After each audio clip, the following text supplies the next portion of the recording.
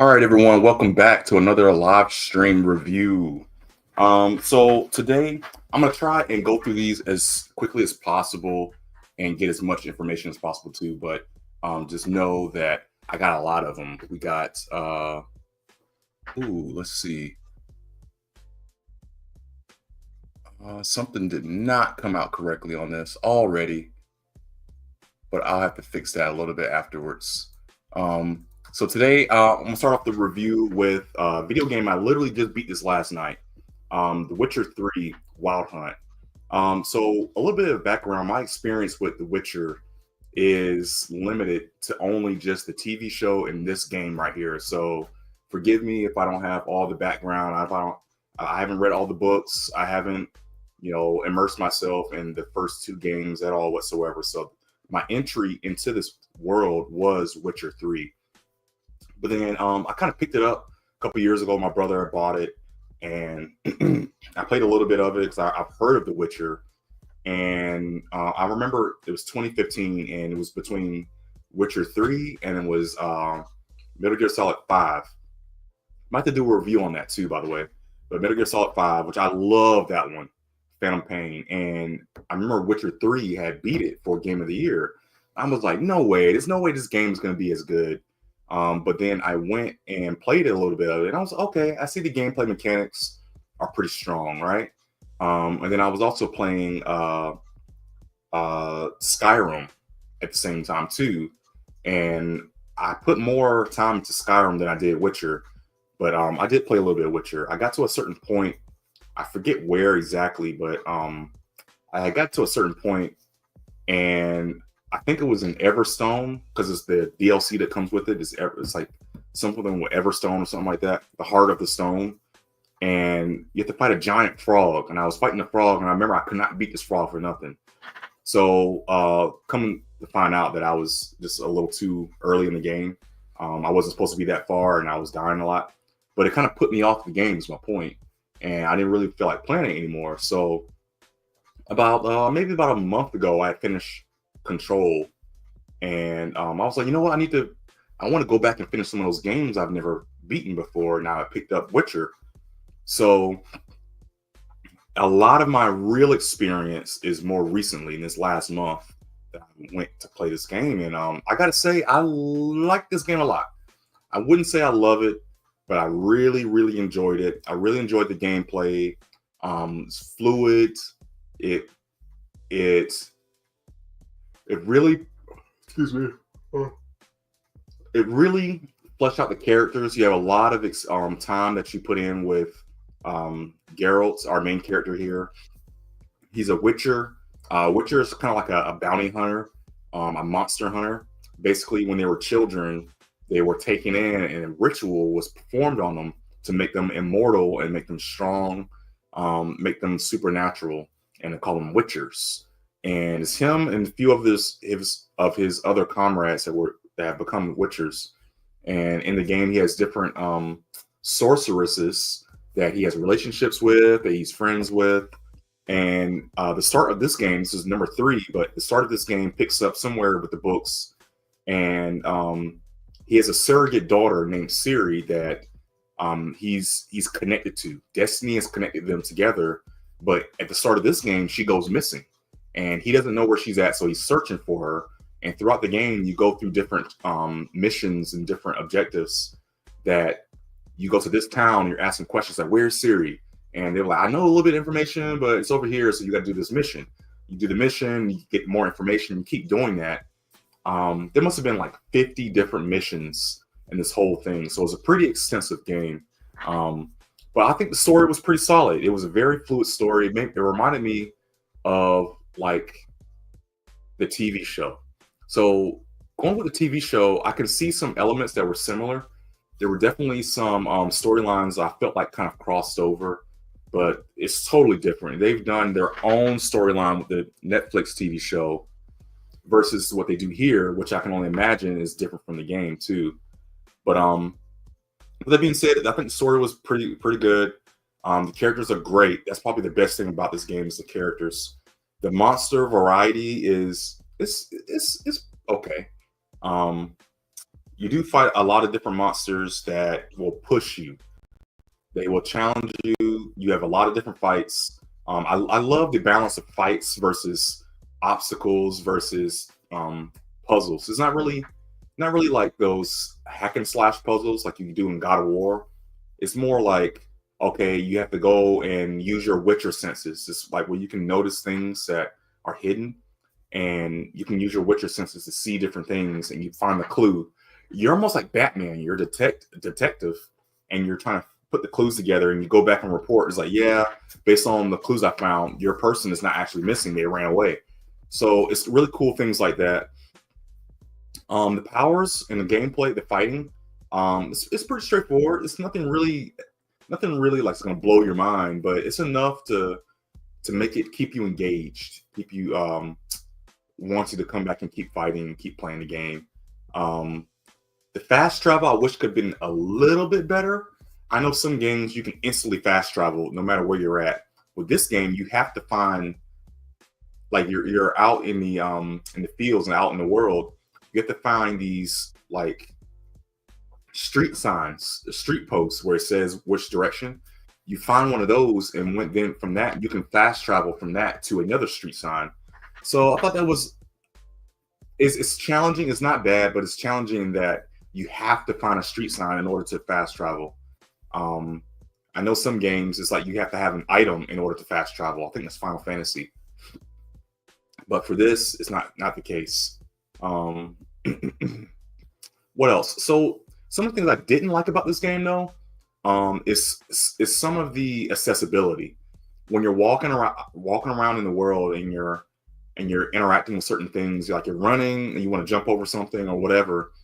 I found a lot of times that I got stuck, or something got mangled, or he just could not really appropriately handle the controls I was inputting into the game and try to get him to do something. So a little bit of the game. Oh, almost forgot. So I'm glad I played this. This game is actually made by CD Projekt Red. Let's get to some of the gameplay. There we go. CD Projekt Red is the same company that made Cyberpunk 2077. So they actually made did they make all of the Witcher games? Let me see. CD Projekt Red. So I know they are known for The Witcher 3, and they're known for Cyberpunk. But I believe they also did Witcher 1 and 2, and they're also going to do Witcher 4 here soon too. Yep, so they did Witcher 1 and Witcher 2.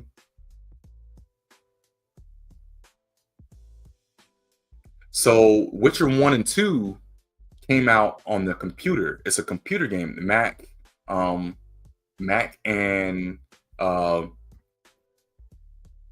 PC. But it also came out so Witcher 2 came out on Xbox. So it never came out on PlayStation. That's why I never heard of it until now, where it came out on PS4.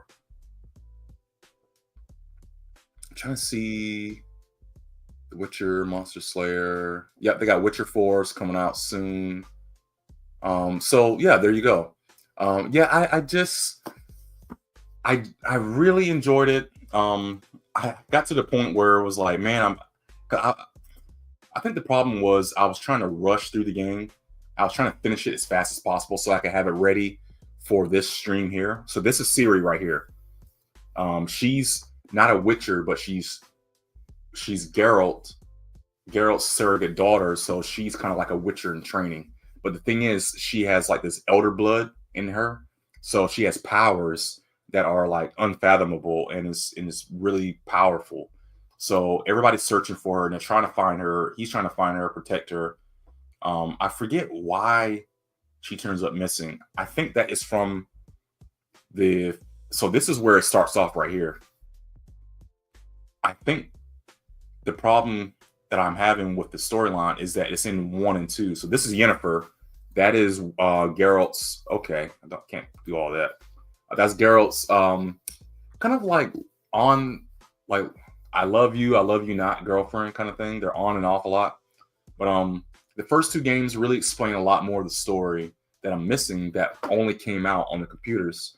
So, or you can read the books, which I'm sure is a totally different story altogether.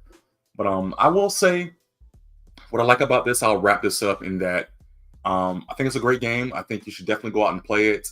The storyline, the characters, the pacing, the balance, the fighting, the magic, everything is on point. I see why it won Game of the Year. I don't know. When I think about it objectively, I see how it beats Metal Gear Solid 5 Phantom Pain. Um, I still feel like I resonated with Phantom Pain a little bit more, but when I played the whole thing, it's like, oh man, this is Metal Gear Solid 5. What it misses is that kind of the cohesion, like the story. It's like you have to play like 10 different games to understand Metal Gear Solid 5. And the story is still very convoluted. With this, everything's explained in this. You can play this one game and not need to play the other two games to really kind of get a feel for everything.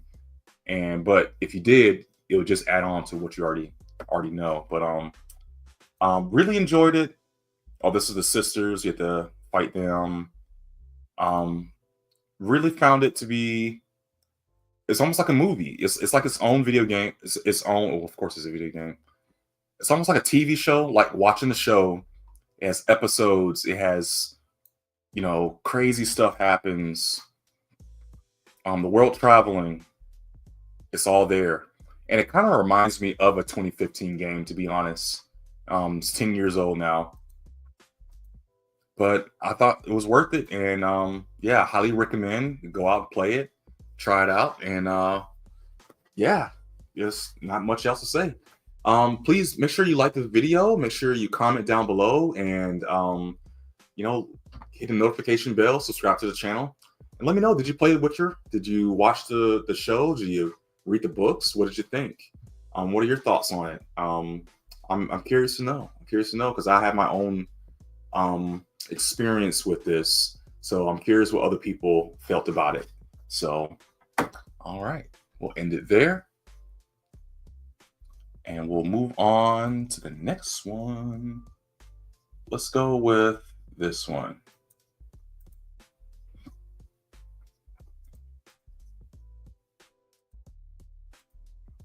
All right. Welcome back, everyone. This is another video. This is another review for Squid Games Season 2, Part 1. So with Squid Games, this is an interesting one because I never really got into the whole Korean TV show thing until around 2020, 2021, when Squid Games first came out. And they had a couple shows, but I think Squid Game was the one that kind of broke the internet. It came out. It has, I think it was dubbed. It's dubbed over for the for English language on Netflix, and it was a phenomenon when season 1 came out and it dropped on Netflix. It took over the internet. So mind you, we were still dealing with the COVID back in 21. And we were still kind of like inside the house a lot. So we had a lot more Netflix to watch. We had a lot more streaming. A lot of shows and movies were hindered with the with production because they can't be in person because of the COVID pandemic. So now I entered Squid Game, and it's about this guy. He's right here in the middle. He's down on his luck, and he has no money. He owes a lot of money. He's in debt. His daughter, I think, was sick and he has no way to pay for it. He gambles a lot. He's kind of reckless and inconsiderate and things like that. Well, one day he meets a guy on the train station, a subway station or something like that, and they play a little game. It's in Korean. I don't know what it's called, but it's little paper envelopes, and they have to smack them on the ground. You take one envelope in your hand, and you have to smack another envelope on the ground to make it pop to flip it over. Well, the main character loses a lot, but then he finally wins. And when he wins against a guy on the train, he gets a card, an invitation to go to the Squid Games. And what happens is they pick him up and other people similar to him that are down on their luck with money. They go to these Squid Games, put on these tracksuits, and they play these big, large larger than life games, large versions of kid games that they've played when they were kids, like tug of war and jacks or marbles and stuff like that. A lot of people have seen season one, so I don't know how to explain everything. But the twist to it is, if you lose in a game, if you lose any one of those games or anything like that, you die. They kill you, they shoot you, or whatever the case. So I'll let you go and watch the rest of the show, but ultimately he survives. He comes back in season 2 because he wants to get revenge. He wants to stop them from playing these games. He wants to take them down from the inside. Doesn't make sense to me, but so the beginning of this season, he's got to get on the plane. He has all the money from his winnings. It's like $45 billion or something, $1 million or something like that. And he's like, you know what? I think I'm going to go back and I'm going to stop you guys. I'm going to come back to the Squid Games. So he does this large investigation and this nationwide search, and he finds the guy again, plays the game with him again, and he goes to the Squid Games. So he's back. He's helping these folks out, and you see some of the new main characters. You get this old woman and her son right there. I don't see some of the characters that I'm looking for, but they show some other characters. His friend, the main character's friend from season 1, actually shows up, and he's in the Squid Games now because he owes a lot of money and stuff too. So with that being said, this premise, I will say, starting with the story, I think the story was, at first I was like, man, this is lacking. This is lacking a good reason to be here, a good reason to exist. Because it seemed like the first episode, maybe the first 2 episodes, they were not in the Squid Games. It was a lot of build up. It was a lot of, this is why I just got to get back to the Squid Games. It was a lot of conspiracy, a lot of seriousness, and almost militant kind of way of how things were moving. The cop from the season 1 that was kind of investigating this whole thing, he shows back up, but he quickly realized he has nothing to do. And in fact, I think later on in this season, there's only seven episodes. Later on in like the last 3 episodes, he just gone. He doesn't show up anymore at all. They just don't have enough for him to do with this new season. Even the main character, he doesn't really have a lot to do when he gets to the Squid Games. He tries to kind of convince people to not play or to do things a certain way in order to survive. Excuse me, but you have to think greed. The reason why these people are here is because of the greed that they have, and they don't understand the greed, the gluttony, all that kind of stuff. So you can't overpower a person's negative traits in this aspect, and that's kind of the whole point. They do a lot of analogies and a lot of metaphors to show that people are going to choose the worst case scenario when presented with the good option and the bad option. For some reason, they won't take the better option for themselves. They rather be greedy and do this thing over here. And it keeps being shown throughout this whole season, the whole time. And what I love, something new that they added to the story is after every game that they play, they give everybody a choice to X, go home, or circle to stay. And that's what these little patches are. So now when they make that decision, they put the patch on so you can see. And what it does, it's an interesting little element that they added to do that, because now you can see your opposing side and you can see your allies, and it builds even more animosity between all the characters to kind of pit them between each other and make it stirs the pot even more. Whereas the pot was already boiling from they could die and who can you trust? Now it's like, oh, I can see I can't trust you because you voted against me. So that was an interesting little element. Another interesting element is the who they choose to be number 1, because number 1 was a very specific character in the first season, and you didn't know who he was until you get later on in the season, and it's a big surprise. So in this one, they kind of tell you right up front, as soon as the main character gets to the Squid Games, they show you, hey, this guy's number 1, and it's like, oh, you're you're inside. You got the inside scoop. So that's really cool. Something else I will say, something I didn't really care for about the story is toward the end. I'm gonna say it right now. They don't finish the season. They don't. I guess it's gonna be the last season or something, but they don't finish out the season. This is only the first part. This is part one of season two. There's a season. There's a season two, part two coming up later on, which I was like, oh man. So it's not really a season. So either this is season two and the next one season three, or don't do that. I don't like that. You're doing a part one, part two. You didn't tell us it was a part one, part two.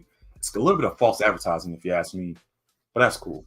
The characters, I would say the characters they're just as complex as they were in the last season. You have your jerks, you have your a-holes, you have your sweet innocent people, you have your physically capable people, you have your smart people, you have your villains, you have your heroes, old, young, people that have no business being there at all, and they all play their parts very well. Even being Korean, the language barrier did not hurt it for me at all. They Americanized this enough where anybody can really relate to a lot of the characters and the things that happens. The games, they do a lot of similar games, but they've also changed a lot of the games too so far. They had a big event that happens in the Squid Games that I think is really interesting for this season. I like what they're doing with that. So all in all, I think it's good. It's not great and fantastic. I think it's pretty good. I think it's worth the watch, and I highly recommend it for anyone to take a look at it. So with that being said, guys, please make sure you like the video, you subscribe to the channel, hit the notification bell so you can stay tuned, and then also comment down below. What did you think? Have you seen this season? Did you see the first season? Did you like it? Did you hate it? What did you think about this season? Where it's going? I think there's some interesting things, and I think we're in for a treat for this last season. I don't see how. This is definitely like the Empire Strikes Back of Squid Games. It ends on a really sour note, and it's like, oh man, they lost. So we got to see what happens. But yeah, stick around for the next video, and we'll get the next review going here shortly. All right, guys, welcome back. Here's the next review. It is on the animes of Ippo. Hajime no Ippo. This is basically a fighting manga or anime. I watched the anime. I didn't read the manga. And it's about a kid named Ippo. Basically, he's a young high school kid. I think he's in his senior year. And he's down on his... well, he's not down on his luck necessarily. His mother is a single mother, and she works really hard on her own for a fishing boat. And he helps her at the fishing boat. While Ippo is at school, coming home from school, he gets bullied a lot. So one day, a boxer is walking by, and he sees that Ippo is getting bullied, and he saves him. But this kind of inspires Ippo. It's like, oh, I want to do what you do. I want to learn how to fight or whatever. So he gives him a challenge. Ippo beats the challenge, and he becomes a boxer. Throughout the whole season, there's 76 episodes on Netflix right now. He becomes a well-rounded rookie boxer that holds his own, and he has his own techniques and things like that. And yeah, it's a pretty interesting story. So a little bit of background with this. So before I saw the anime, I actually saw and heard of the manga first, from One Piece. So when One Piece was in its 700, 800 range of chapters, they were talking about how, man, this manga is running really long. It might hit 1,000. Another manga that hit 1,000 was Ippo. And I was like, Ippo, what is that? Come to find out it was a boxing manga that's been out for years and years. And I think it's finally done. It was going for a long time, but it's finally finished. And it's like over 1,400 chapters or something like that. And I was like, wow, that's impressive, but I'm not interested in no boxing manga. Well, when I saw that this anime it came out on Netflix about 2, 3 months ago, and I was like, oh, I might want to watch that. It's old school, it's back in the 90s style anime. But I was like, I don't want to watch it. I mean, I grew up with anime like that. I can watch that. I am so happy I watched it. This is such a good show. It's a great anime. It's a great manga. I went and saw a couple of the chapters to see how it mixed with the manga because they always do some changes. And I'm happy to say that I think it really follows pretty well and it shows the action very well. Another sports anime that I really like was Kuroko's Basketball. I was like, if it's anything like Kuroko's Basketball, I will love this because I love Kuroko. Um, and you know, I will say that in this story, it shows you a lot of boxing techniques that I never knew about. Um, I've kind of found a little interest in boxing. I always kind of want to box right now. I want to learn how to do that. So, seeing this anime really kind of inspired me even more to want to get into that boxing realm. But let's see. Let's look at the trailer and see. So this is the anime. This is him getting bullied. You know, the bullies are there, and that's the boxer. He comes and saves them. He's very fast, and I forget what his Takamura. Takamura, they look like they're grown men, but they're actually like in their early 20s and late teens. This guy's probably like 21, 22, and Ippo is like 17, 18 maybe. And so he goes to the gym and he learns how to box. See the very 90s style anime, right? Very, just I love it. I think it's what I love about 90s styles animes is that they don't go over the top with a lot of their action, the dynamic action points.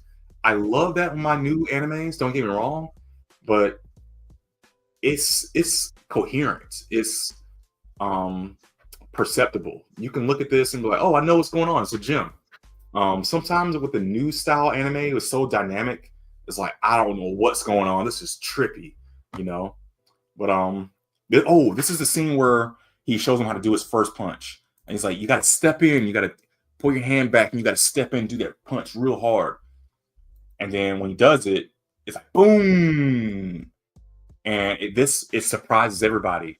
And I think right here it shows that Ippo, from working with his mom on the fishing boats and stuff, and just being a good kid and taking care of himself, it shows that he has a lot of power and untapped potential that he can use to become a great boxer. And when he does his first punch, it's like, whoa, he's a natural. He did that punch so well that I don't know if you ever hit a sandbag, a punching bag before, but those things are solid. You punch it, and it's kind of like it moves a little bit. Like you have to really punch that thing. So for Ippo to go here into his first ever punch, and he twists and he punches it and makes the whole bag go up like that, it's like, yo, this guy has some really powerful punches. So, 76 episodes. Ippo goes against a couple of different characters. He has his first sparring match that kind of shows that he has even more potential than he thought. He gets in the ring. The intros, I gotta say, this is the intro right here. Some of the intros.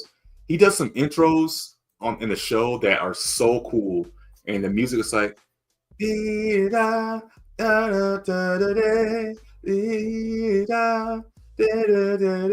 it's like, dun, dun, dun, dun, dun, dun, dun. I was like, yo, I'm kind of hyped right now. I'm liking this. I'm liking this a lot. So definitely listen to the intros. Definitely get into the and then when the good fight scenes start happening, and he's fighting against one of his rivals, and it's like, how is he gonna do it? He's down. It's like his eyes cut and his hand is almost broken. It's like, I gotta do it. And he's like, oh, I'm about to fall. It's like, no, I can't. I gotta beat him.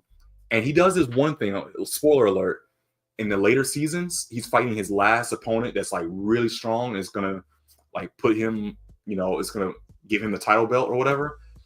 It's like as soon as they start the match, it's like, all right, ding ding, fight. He comes out and he does his new special move, where it's called the Dempsey roll. In fact, I need to go and see. They use a lot of real life terms and stuff in here. I need to see if the Dempsey roll. So it's real.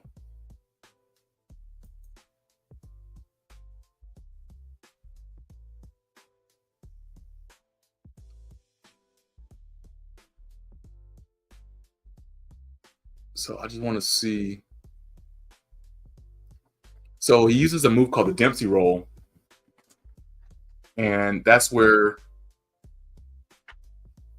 because Ippo does a lot of like dipping like this and stuff. So when he does the Dempsey roll, he's kind of like he's swaying back and forth.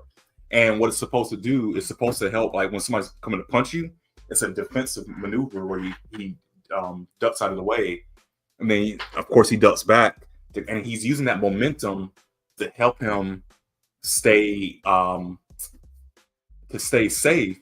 But then he realizes, like, wait a minute, I can use this as a defense, and then I could use it as an offensive move too. So he starts punching with it, and it's crazy because you see like the muscles and you see the drawings and everything. And I gotta say, for 90s anime, this is pretty cool. It's some pretty cool graphics. This is a Dempsey roll right here, where he's like bam, bam, bam, bam, bam, bam.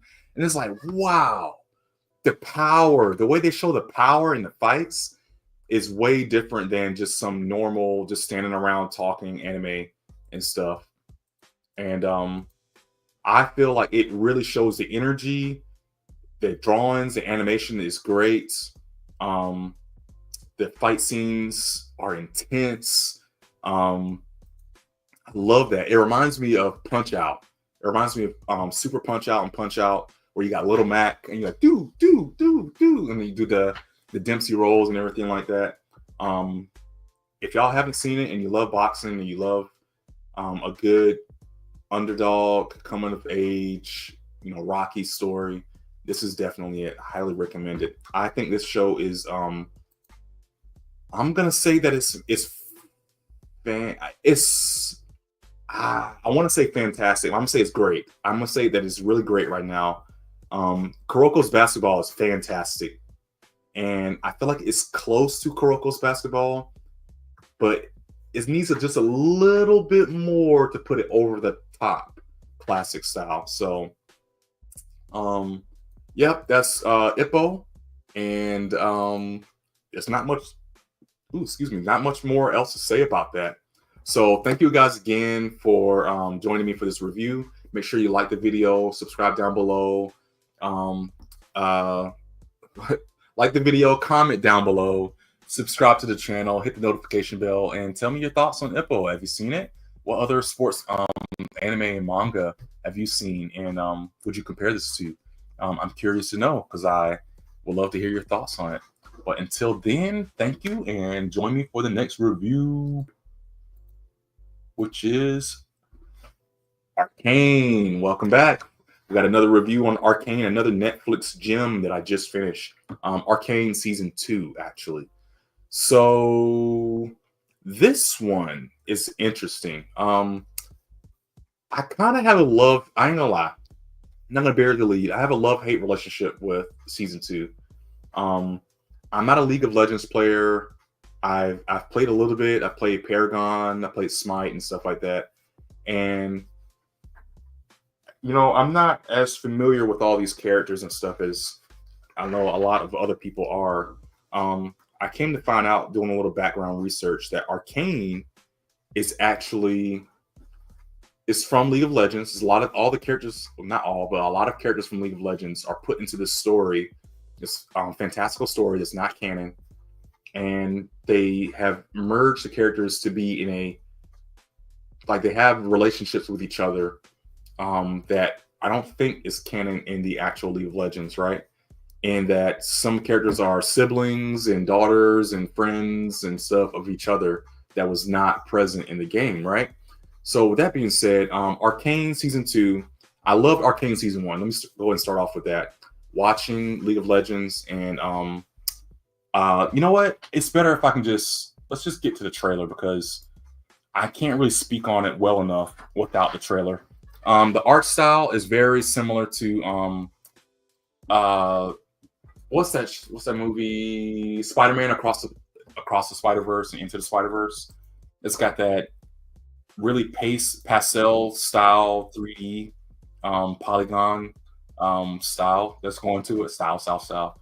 But it's using like a steampunk kind of technology, but it's very, very high contrast, very high creative element that's going on here. And that's the looks, that's the animation. The animation is perfect. Let me go and say that the animation is great. I love the accessibility of it. I love the way it looks. Well, season 1 was good. The way it ended off left it on a cliffhanger.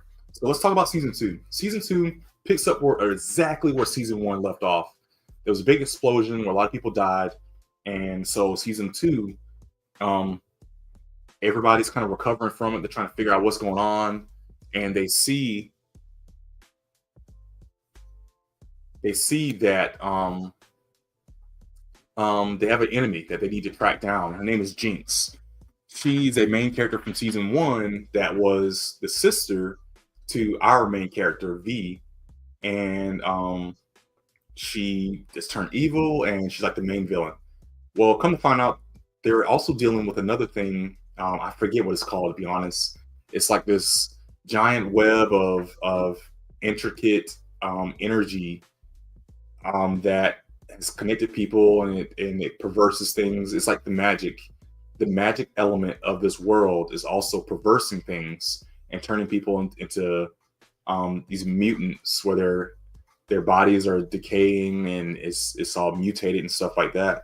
But they also use the same energy to create these weapons that you see here, and it creates monsters and stuff like that.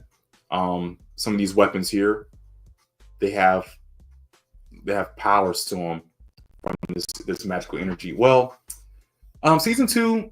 So let's follow the story. It's kind of hard to really say without getting to season 1, but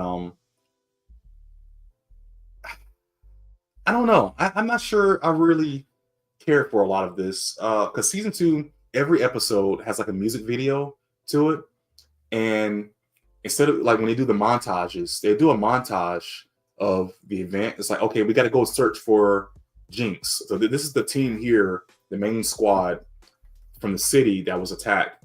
They go and search for Jinx, and it's like a montage where they're like finding people and imprisoning them or killing them and stuff like that. And it's a lot of really cool abstract like music video stuff, like an animated video. But to me, I felt like this season was really focusing a lot more on these videos than it was on the actual story and stuff itself. And I was like, what am I watching? I want to see the story. I want to see the characters interacting. I want to see that. I don't want to see these music videos. Like, I'm not interested. And but I will say it was really good about helping the story move along instead of pausing the story, because that was a problem with Joker 2. Joker 2, the movie, it tried to be a musical and it tried to add music into the story, but that music never perpetuated the story. It never moved it along. It's almost like you stopped and watched them sing, and then it would continue on afterwards. Whereas this, I will say, these music video montages moves the story along, and by the time that it's over, like, oh, okay, so we are to that next part. That was part 2. There's part 3. But I will say the characters, they're interesting. There's a lot of characters, a lot of main characters to follow an ensemble. Again, you can tell that these are characters from. You can be like, okay, you must be a character from the game, and you must be a character from the game. Oh, and you, guess what? You're a character from the game too, right? I got it. So, but they do a very good job in interweaving them all and making it a cohesive story, like I said, but also making them their own characters with something to do. There are one or two that really didn't have anything to do until toward the end of the story. And even still then, it was like, okay, you try to make it a lot more important than it needed to be, but we're here. I'm here for it, right? The animation style's good. The story's all right. Characters are good. and the season's over. The season's over. The series is over, I believe. So I thought it was pretty good. I thought it was entertaining enough. Um, I didn't think there was, you know, anything to hate about it. If you like season one, you're gonna like season two enough, and at least. So yeah, not much else to say about it, to be honest. But yeah. So, what are your thoughts on Arcane? Did you watch the season? You watch season one? Did you play League of Legends? Who's your favorite character? Comment down below. Let me know. Make sure you subscribe to the channel, hit the notification bell, and like the video. Please like the video. But until then, I'll see you for the next review.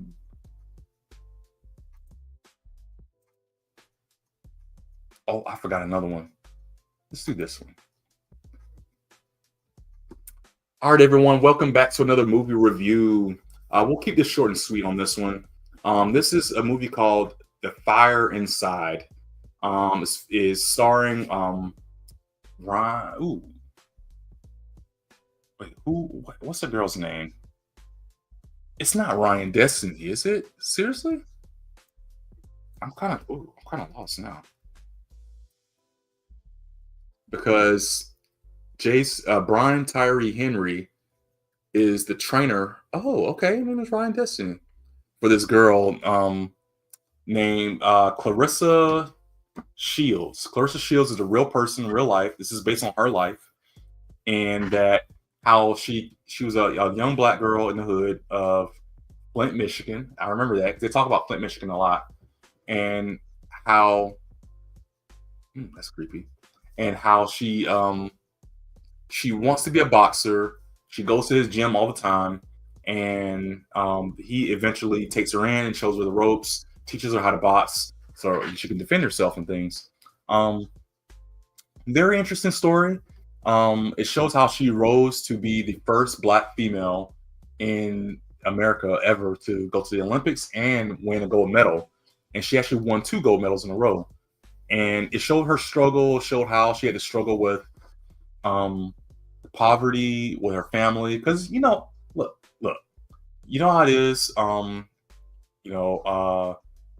Sometimes in some families, I'm not even gonna say just black families, some families, you don't always come up with the best foot forward. You're not born with a silver spoon, you're not born with a lot of money, and the life that you know is what you have grown up with and what you live with. So it takes a lot of growing and a lot of soul searching to go out into the world and to realize your position and where you were.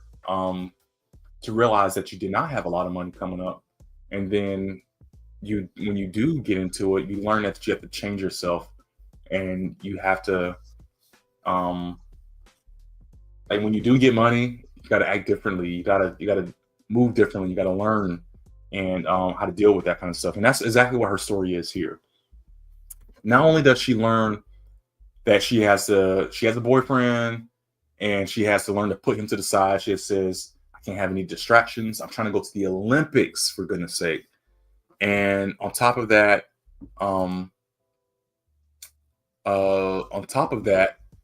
she has to deal with the actual fighting itself. She has to deal with the actual boxers, the other women that she's boxing against. She has to deal with like the techniques, and she loses one of the fights, and she has to learn how to overcome that, and she has to learn separation anxiety. Her coach couldn't go with her, so she had to learn how to do that on her own, travel on her own, deal with new coaches that she's not used to, stuff like that. It's a very interesting story. It's very relatable, because I could say that you could take her experience from boxing, take out boxing and add in anything else, excuse me, and you have a story that is probably your story. It's probably my story. Anybody can look at this and say, you know what, I remember dealing with, girls. I didn't remember dealing with boys.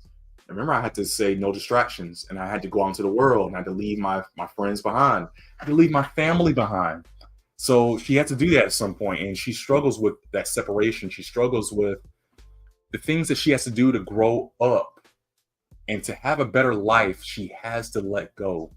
And that was a really cool story. That was a really cool thing to understand about that. And when you come to find out, I love how they do this at the end of the movie. They show Clarissa, the real Clarissa Shields, and her boxing. And oh, wait, what happened? Yeah, they show the real Clarissa Shields, and how she was boxing and how she had to deal with.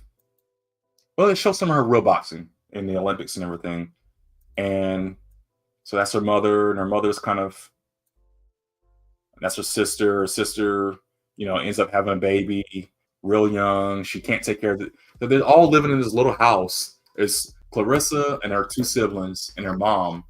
And the mom they showed is like she didn't have her priorities straight. She would party, and in the fridge she had a lot of beers, but she didn't have a lot of food. The kids are starving. And Clarissa would go out and box and stuff and come back and pay for things. It's like she has to take care of the family because the mom doesn't have a husband. Um, and it's just a lot of stuff like that. It's that impoverished lifestyle that a lot of us have had to deal with, and she's very much a tomboy. I was like, oh my gosh, I feel like I've seen this girl somewhere growing up. Like, look at this. It's like she's wearing clothes like a girl, but she sits like a boy. Just very like, what's up, what's up. It's like, girl, stop, girl, stop. But that's what it is. That's you have to growing up in that life. You have to harden up. You can't be prissy and feminine and oh, this part right here I thought was really good. It shows her and her boyfriend. So they're not dating right now, but eventually they do. And it's like she's grown up in this hard life, so she's not used to smiling. She doesn't smile a lot at the beginning. But this boy, he's here and he's like, hey, let me play around. I was like, woo. She's like, what? Stop playing, stop playing. You see her smile a little bit. And right here, she puts her shirt up and she's looking. She's like, she see that. She's like, oh, okay, I see what you're doing there. And right here, he's like, leave them boys alone. The gym is for the gym, not for be finding no boys. You know that, right? You chill out with all that now, Clarissa. Clarissa, you hear me, Rissa? She's like, man, I hear you, man. It's I love this. I feel like if I had a daughter, it would be like this. It would be like, Rissa, what you doing? Rissa, come on now, Rissa. It's just like, I love this. I love this. This is more of her growth than it is about the box. The boxing is a big part of this story. Don't get me wrong. She's known for her boxing, but I love the growth that she goes through because I've been there, and that's where it kind of hits home for me. The characters are done well. The acting is done well. I don't think there's anything wrong with the acting. The story is just fine. The action is fine. Um, yeah, there's not really much else to say about this movie. I thought it was pretty good. It was pretty good. Something I would show my kids. Something I would show my parents, my family. It's worth the ticket of admission. Yeah, this is probably a short one. I hate that, but I mean, it's pretty straightforward. It's a good movie. It's a good movie. But oh, I will say this real quick. I love that they showed that she went to the Olympics and she won 2 gold medals. Is around the time of what's his name, Michael Phelps and everything, and he got on Wheatie boxes and all these endorsements and stuff, and she didn't get any of that because she's a young black female from the hood, and it was like she had to fight to get any kind of money and to get anything fair for her and her family, and even for other women boxers later on too. And she actually succeeds in doing that in real life. So I commend her for that, and I thank her for her service and her dedication and her grit. She's pretty awesome. But yeah, with that being said, thank you for joining me for this review. Please make sure you like the video, subscribe to the channel, and yeah, leave a comment. Let me know what you think. Have you seen the movie? What have you been through experiences like this? Have you had to leave home and deal with a lot of the anxieties and a lot of the what do you call it? Just the challenges of being an adult, just growing up, But thank you for joining me with this and join me for the next review.